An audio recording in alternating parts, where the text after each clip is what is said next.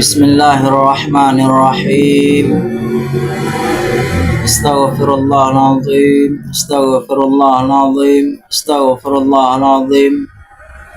Allahumma salli ala Sayyidina Muhammad wa ala ali Sayyidina Muhammad. Allahumma salli ala Sayyidina Muhammad wa ala ali Sayyidina Muhammad.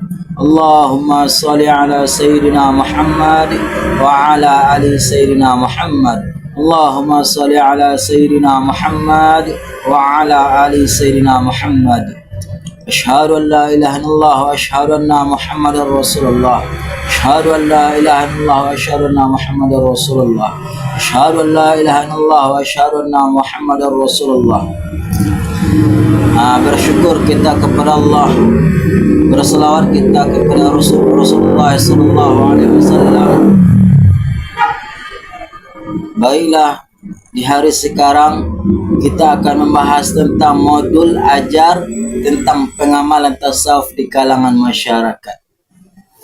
Modul ajar pengamalan tasawuf adalah kehidupan sehari-hari. Tingkat SMA.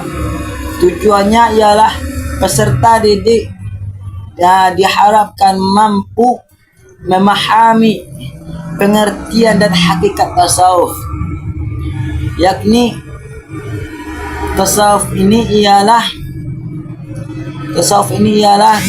kita faham tasawuf ini menurut Abul Hasan Asyazili ialah melatih jiwa kita untuk berubudiyah kepada Allah Ta'ala. Ubudiyah ini adalah penghambaan kita kepada Allah Ta'ala. Dan tasawuf ini pun memiliki 4 prinsip. Apa prinsip pertamanya? Yaitu pertobatan, ketulusan, ketenangan, dan mahabbah. Jalannya ada 4 pula jalannya. Yang pertama syariat, tariqat, ma'rifat, dan hakikat. 4 pula jalannya. Dan tasawuf ini bukan hanya sekedar zikir saja. Zikir itu hanya sarana, tapi tujuan utama tasawuf itu ialah supaya kita itu sadar, supaya kita itu kenal siapa pencipta kita, dan kita kenal siapa diri kita. Man arafa nafsahu faqad arafa rabbahu. Selanjutnya, yang kedua, menjelaskan pentingnya pengamalan tasawuf dalam kehidupan sehari-hari. Yakni kita itu perlu pengamalan tasawuf dalam kehidupan sehari-hari. Kenapa? Karena kalau kita tidak menerapkan pengamalan tasawuf sehari-hari, kita itu akan amburadul, akan tersesat, sehingga kita itu tidak akan tahu jalan, tidak tahu jalan lagi, sehingga kita itu bisa menyimpang. Sehingga perlulah kita pengamal tasawuf dalam kehidupan sehari-hari. Jika pengamalan tasawuf sehari-hari tidak diterapkan, maka yang pertama akhlak kita amburadul. Tidak ada akhlak kita amburadul, hati kita tidak ketenang, pikiran kita akan kacau. Itu kalau pengamalan tasawuf sehari-hari tidak diterapkan. Dan selanjutnya yang ketiga, meneladani sifat-sifat terpuji yang diajarkan dalam tasawuf. Yang keempat, menerapkan nilai-nilai tasawuf dalam kehidupan pribadi, sosial, dan beragama. Selanjutnya adalah prinsip-prinsip pengamalan tasawuf, ya takziyatun nafas, yakni mensucikan jiwa, yaitu mensucikan di jiwa, yakni ialah perbuatan yang mempengaruhi secara langsung dengan menyembuhkan dari berbagai penyakit. Yakni kita sucikan jiwa kita dari penyakit riya, ujub, dengki, dari penyakit hati, dari penyakit hubbud dunia. Kita bersihkan hati kita dari itu. Itulah takziyatun nafas. yakni mensucikan jiwa kita dari hal-hal yang tidak baik atau dari hal-hal yang tidak membuat Allah ridho. Selanjutnya setelah kita mentakziah diri kita, kita harus muhasabah ke diri kita, introspeksi diri kita. Apakah diri kita sudah benar tagaziyatun nafsinya apa belum? Kita muhasabah kita diri kita. Kita gimana ya? Kita muhasabah diri kita. Apakah kita tagaziyatun nafsinya sudah benar apa belum? Karena gimana? Kenapa? Karena tagaziyatun nafsi tanpa didasari muhasabah nanti akhirnya bisa lalai. Karena kenapa? Karena setelah kita bersihkan hati kita, kita tagaziyatun nafsi diri kita tanpa kita muhasabah, yakni akan bisa melalaikan kita. Itu jadi berkaitan dua, tagaziyatun nafsi dengan muhasabah. Jadi harus sadar sama diri kita, tagaziyatun nafsi, mensucikan jiwa, harus ada muhasabahnya, introspeksi jiwa kita harus ada pula. Setelah kita melakukan tagaziyah, selanjutnya adalah mujahadah, bersungguh-sungguh dalam melawan hawa nafsu kita. Setelah kita melakukan tagaziyatun nafsi, lanjut dengan muhasabah, introspeksi diri, lanjut dengan mujahadah, bersungguh-sungguh kita dalam melawan hawa nafsu kita.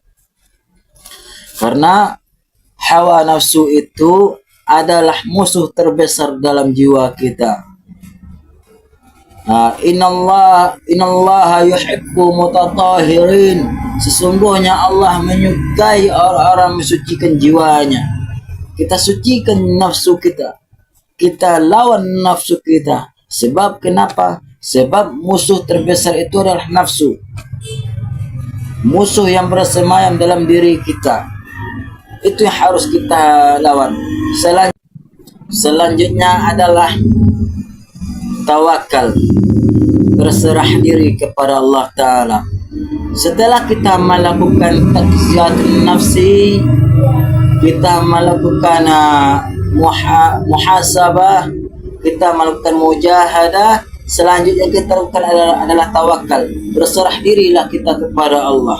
Karena kenapa? Karena kalau kita tidak menyerahkannya kepada Allah, itu bisa menyebabkan kita itu lalai, bisa menyebabkan kita sombong, bisa menyebabkan kita angkuh.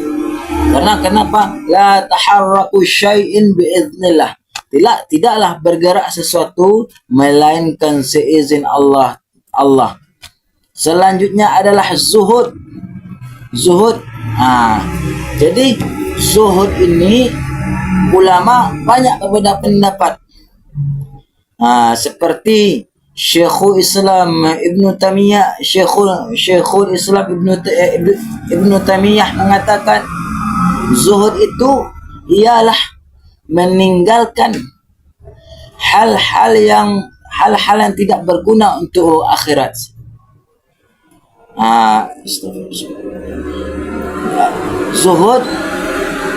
Zuhud ini ialah,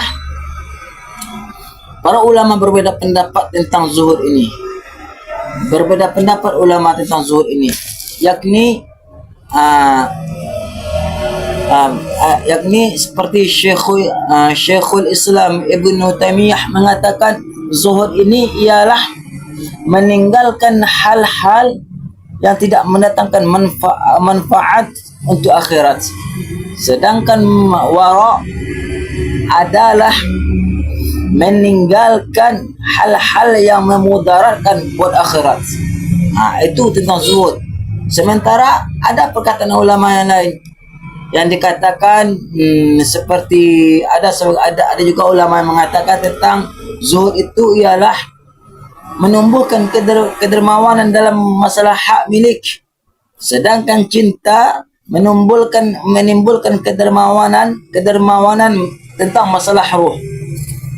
Sedangkan menurut ulama yang lain yang mengatakan zuhud itu memiliki 3 tingkatan. Ada zuhud orang awam,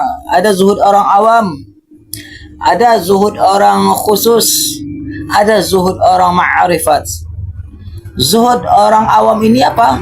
Yakni meninggalkan hal-hal yang haram. Itu zuhudnya orang-orang yang awam. Sedangkan zuhudnya orang-orang khusus meninggalkan hal-hal yang berlebihan, walaupun itu halal, meninggalkan hal-hal yang berlebihan dalam masalah yang halal. Dia tinggalkan itu. Sedangkan zuhudnya orang-orang ma'rifat, yakni meninggalkan sesuatu yang berlainan selain Allah. Dia meninggalkan sesuatu selain Allah. Hanya Allah aja ada sama dia. La mawjudun bihaqqin illallah.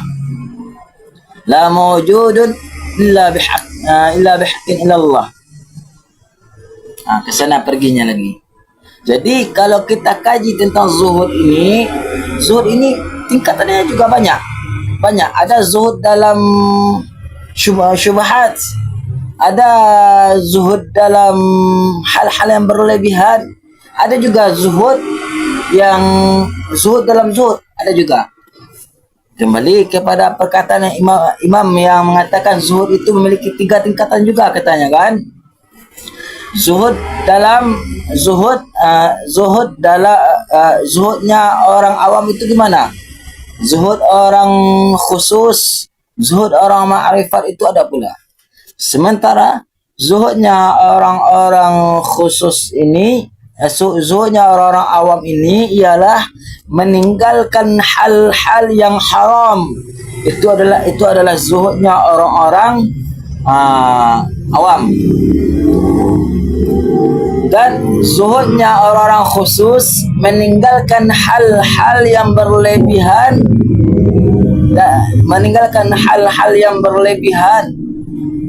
sedangkan zuhudnya orang-orang ma'rifat meninggalkan sesuatu selain Allah. Dia tinggalkan itu. Hanya Allah saja yang ada sama dia. Itulah, kalau dia sudah merasakan kedekatan dengan Allah, itu akan merasakan kemanisan bersama Allah. Mungkin sampai di sini yang bisa saya sampaikan modul ajar saya. Kalau ada kesalahan, saya minta maaf. Assalamualaikum warahmatullahi wabarakatuh.